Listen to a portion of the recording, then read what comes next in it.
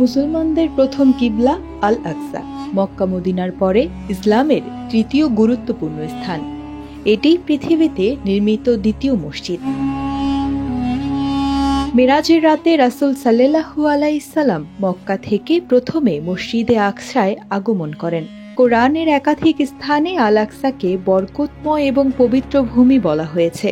অসংখ্য নবী রাসূলের স্মৃতিধন্য এ পুণ্যভূমি দীর্ঘকাল ইসলামী শিক্ষা, সভ্যতা এবং সংস্কৃতির অন্যতম প্রধান কেন্দ্র হিসেবে পরিচিত ছিল।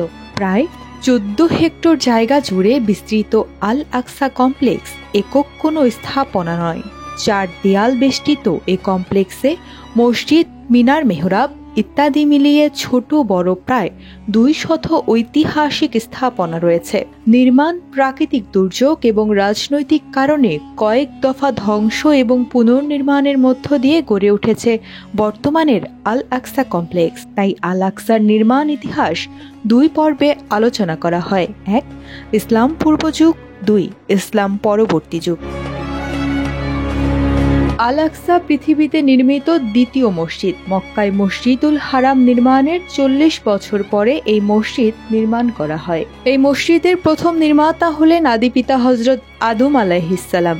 কেউ বলেন নূহ আলাইহিস সালামের সন্তান শাম এই মসজিদের আদি নির্মাতা। আবার কারো মতে হযরত ইব্রাহিম আলাইহিস সালাম প্রথম এই মসজিদের ভিত্তি নির্মাণ করেন। নূহ আলাইহিস সালামের মহাপ্লাবনে ধ্বংস হওয়ার পরে হযরত ইব্রাহিম আলাইহিস সালামের পুনর্নির্মাণ করেন। পরবর্তীতে তার বংশধররা এই মসজিদের পরিচর্যার দায়িত্ব পালন করেন। কালের পরিক্রমায় হযরত মুসা আলাইহিস সালামের সহ অনেক নবী এই মসজিদের সংস্কার কাজ করেন। হযরত দাউদ ও সুলাইমান আলাইহিস সালামের সময় পর্যন্ত অনেক সংযোজনের মধ্য দিয়ে মসজিদুল আকসা বিস্তৃত কম্পাউন্ডে রূপান্তরিত হয়।